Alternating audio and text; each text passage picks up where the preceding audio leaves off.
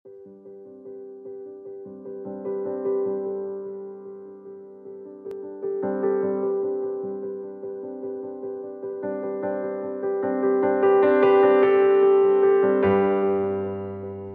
araw mga kaibigan at sa ating mga masugid na nanonood sa ating programa dito sa Facebook page, ganon din po sa ating YouTube channel na He Cares Ministry. Ngayon po, tayo po ay mag-aaral ng isang mahalagang paksa patungkol po sa ang karanasan ng kaligtasan.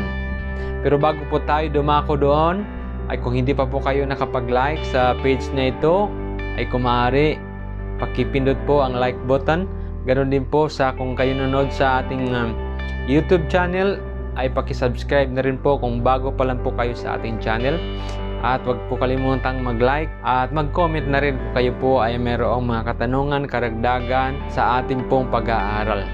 Bago tayo magpasimula, kagaya ng ating ginagawa gabi-gabi, manonood muna tayo ng isang tanging bilang na papuri para sa Panginoon. Panoorin po natin ito.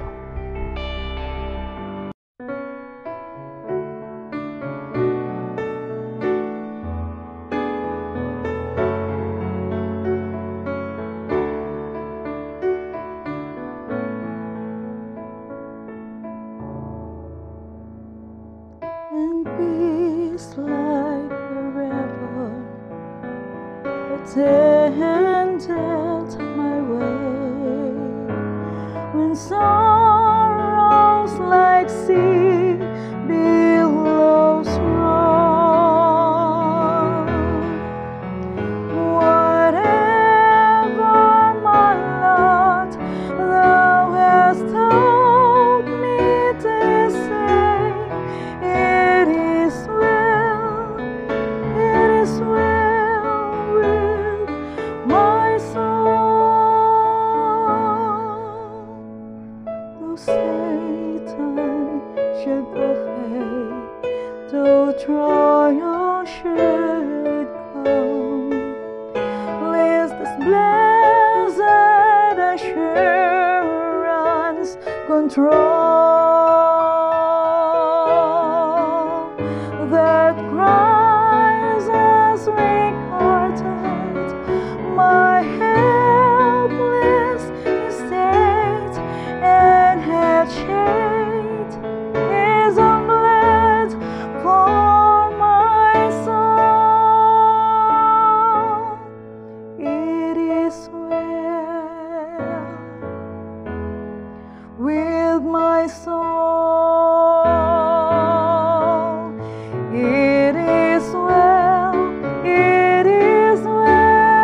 with my soul. My sin, oh, the bless of His glorious throat.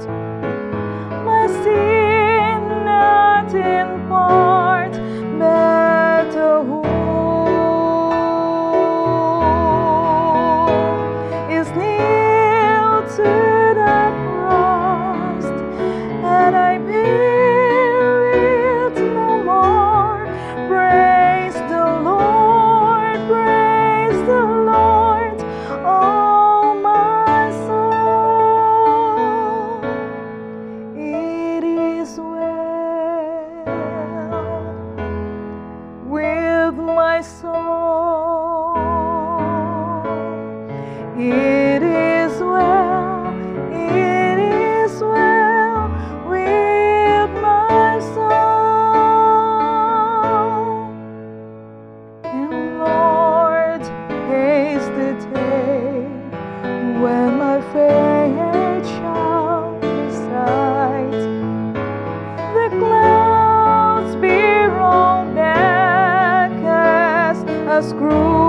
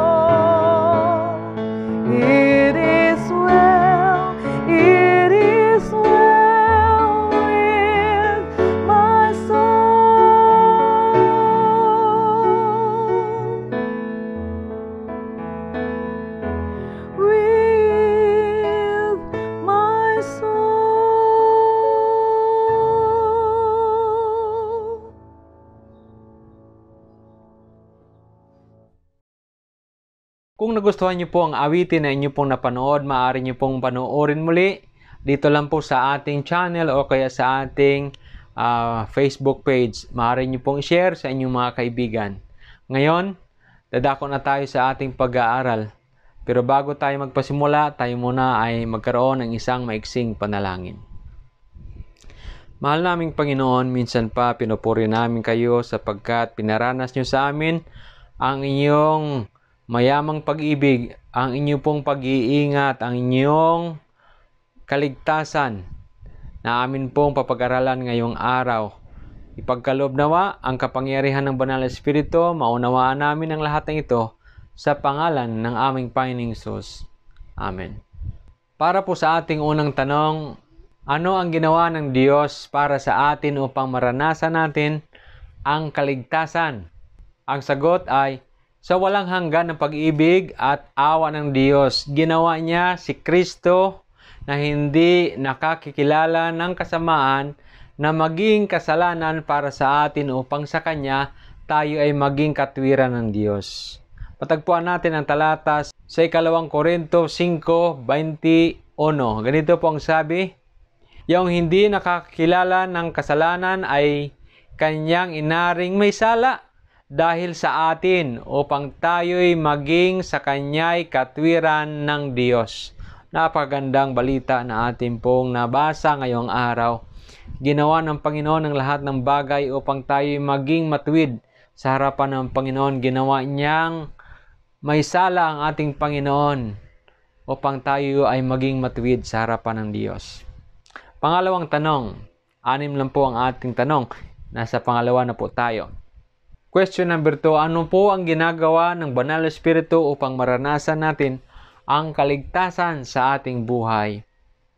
Ang sagot po ay sa magitan ng pag-akay ng Banal na Espiritu. Number 1, nadarama natin ang ating pangangailangan. Ang talata po matagpuan sa Tito 3:3-7. Pangalawa, dahil sa Banal na Espiritu, kinikilala natin ang ating pagiging makasalanan. Juan 1:8-10. Pangatlo, sa magitan ng Banal na Espiritu, nagsisisi tayo sa ating mga pagsalangsang.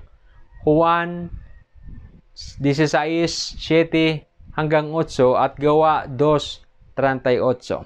Pang-apat, at sa magitan ng Banal na Espiritu, sumasampalataya tayo kay Jesus bilang Panginoon at Kristo na siyang kahalili at halimbawa natin. Matagpuan natin sa Juan 3:16 at 2 Pedro 2:21-22 at 2 Korinto 5:21. Yun po ang ginagawa ng Banal na Espiritu para sa atin. Pangatlong tanong, paano dumarating sa atin ang kaligtasan na ito? Paano nga ba? Ang sagot, ang pananampalatayang ito na tumatanggap ng kaligtasan ay dumarating sa magitan ng banal na kapangyarihan ng salita at kaloob ng biyaya ng Diyos. Tagpuan natin ang sagot sa Roma 10:17 at Efeso 2:5-10. Question number 4. Ano ang ginawa o ginagawa ni Kristo sa ating buhay?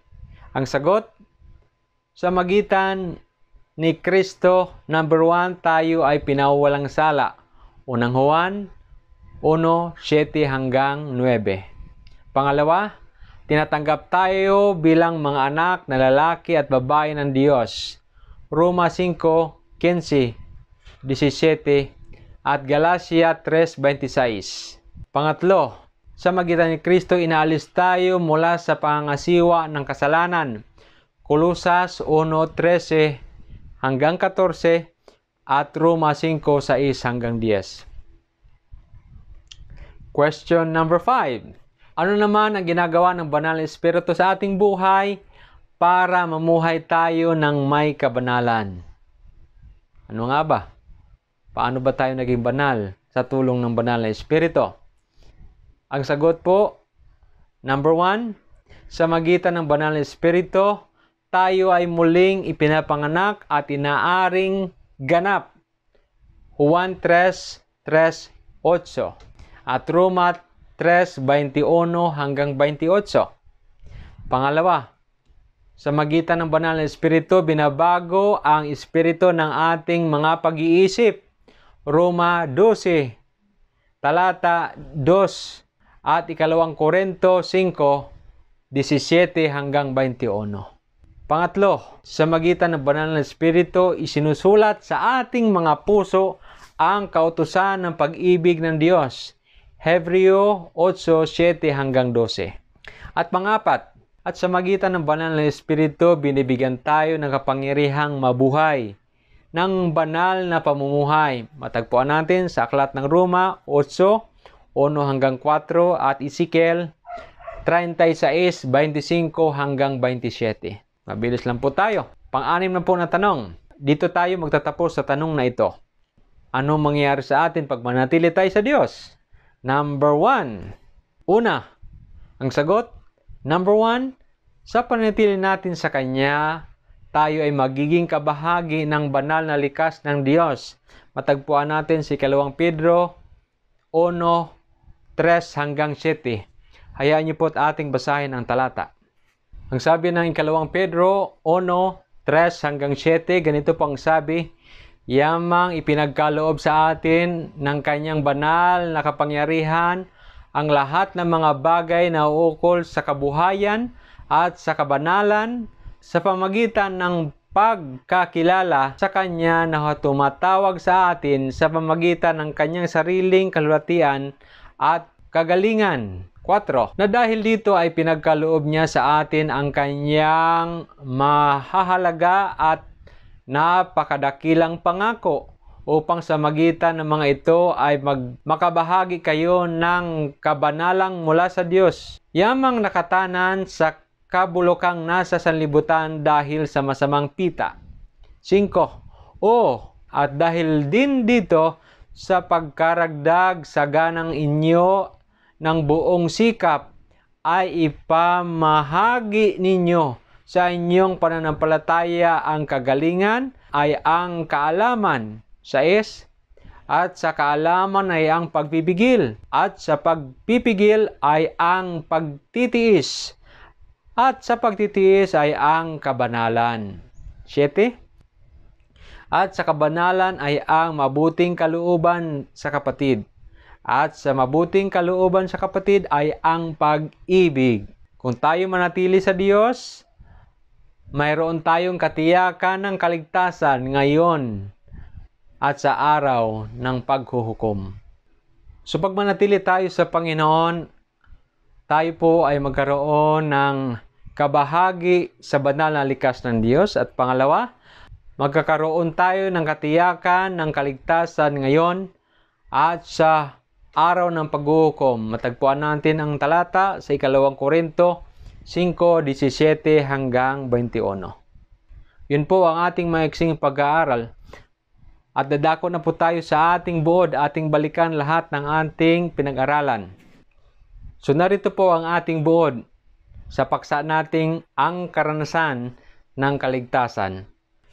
Sa walang hanggan ang pag-ibig at awa ng Diyos. Ginawa niya si Kristo na hindi nakakikilala ng kasalanan na maging kasalanan para sa atin upang sa Kanya tayo ay maging katuwiran ng Diyos. Sa pag-akay ng banal na Espiritu, nadarama natin ang ating pangangailangan. Kinikilala ang ating pagiging makasalanan. Nagsisisi tayo sa ating mga pagsalangsang at sumasampalataya kay Jesus bilang Panginoon at Kristo na siyang kahalili at halimbawa.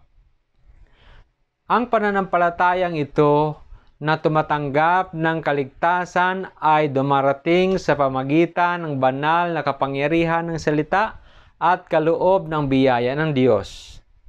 Sa magitan ni Kristo, tayo ay pinawalang sala, tinatanggap bilang mga anak na lalaki at babae ng Diyos at inialis mula sa pangangasiwa ng kasalanan. Sa magitan ng banal na Espiritu, tayo'y muling ipinapanganak at inaaring ganap. Binabago ang espiritu ng ating mga pag-iisip. Isinusulat sa ating mga puso ang kautusan ng pag-ibig ng Diyos at binibigyan tayo ng banal na pamumuhay.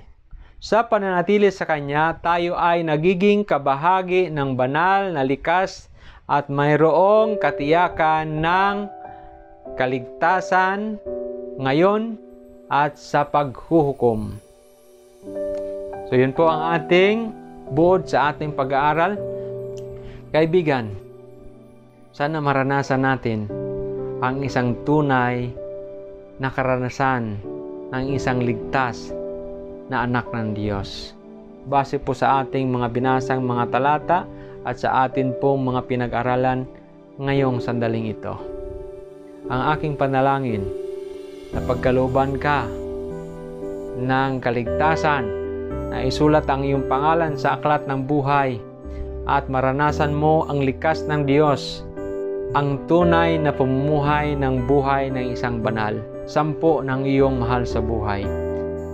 Kaibigan, tayo po ay magkaroon ng isang pangwakas na panalangin. Tayo manalangin. Dakila namin Diyos, hari kayo ng mga hari. Tinatanaw namin ang malaking utang na loob namin sa inyo sapagkat inyong hinandog ang inyong bugtong na anak. Sa pamagitan niya, nagtamo kami ng kaligtasan. Itinuring niyo kaming inyong mga minamahal na anak na lalaki at babae at binigyan kami ng karapatang magmana ng buhay na walang hanggan. O Diyos, ipagkaloob nawa ang banal na Espiritu ng kanyang kapangyarihan ang siyang nagpapabanal sa amin upang ang aming likas ay mapalitan ng likas ni Kristo. Mahayag ang inyong kabutihan sa aming buhay. Makilala kayo ng tao, hindi kami. Panginoon, tulungan kami na maging kagaya ninyo sa aming likas. Tulungan kami na patuloy pong manatiling ligtas sa inyong piling. Nakikiusap kami sa pangalan ni Jesus.